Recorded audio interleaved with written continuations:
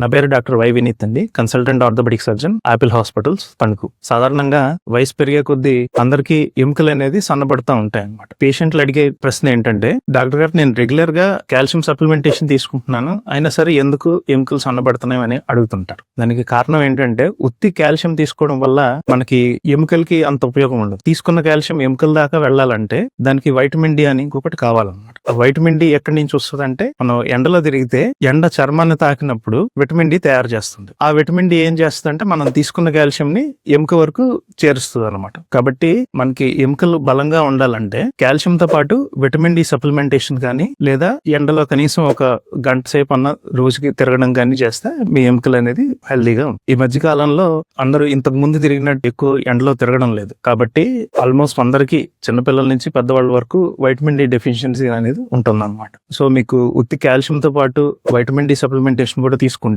కొంచెం వయసు పెద్దగా ఉన్న వాళ్ళకి అంటే 50 దాటిన వాళ్ళకి దాంతో పాటు కాల్షియం సప్లిమెంటేషన్ కూడా తీసుకుంటే మీకు ఎముకలు అనేది హెల్దీగా ఉంటాయి.